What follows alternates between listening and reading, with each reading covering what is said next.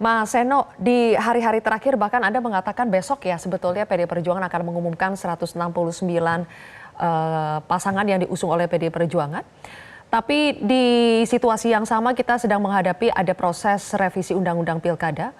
Jadi apa yang akan dilakukan PD Perjuangan selain tetap mengumumkan siapa yang akan diusung? Apakah PD Perjuangan akan berusaha untuk mencari pertolongan lain untuk tetap bisa mengusung calonnya terutama di Pilkada Jakarta, Mas Seno? Saya nggak tahu pertolongan lain dalam bentuk apa. Artinya kalau bicara tentang komunikasi politik dengan partai-partai yang lain untuk bisa membangun kerjasama, kami terbuka kok. Bolanya kan bukan hanya di kami. Kalau katakan menggunakan acuan undang-undang yang lama, bolanya bukan hanya di kami. Bolanya juga ada di partai-partai yang lain.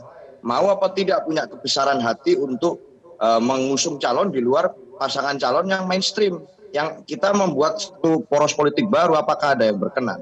Kami terbuka kok untuk berkomunikasi tentang itu, karena itu mengekspresikan atau mengartikulasikan ekspresi politik warga Jakarta yang ingin ada dinamika pilkada. Tetapi dalam konteks konstitusi, kita harus taat kepada Mahkamah Konstitusi sebagai pemutus yang final and binding.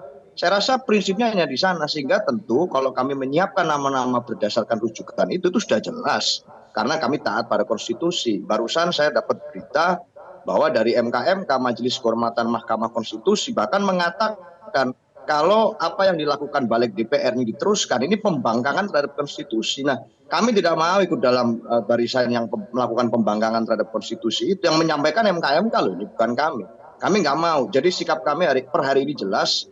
Satu, kami menolak undang-undang itu untuk dibawa ke paripurna besok. Yang kedua, di dalam DPP partai besok kita akan mengumumkan nama-nama berdasarkan rujukan putusan MK. Karena ini waktu sudah semakin mepet, sehingga tentu kami mengharapkan semua lembaga negara yang lain juga taat konstitusi, juga menjadi alat kepentingan negara, bukan alat kepentingan ambisi kekuasaan. Saya rasa itu, Mbak Sylvia. Jelajahi cara baru mendapatkan informasi. Download Metro TV Extend sekarang.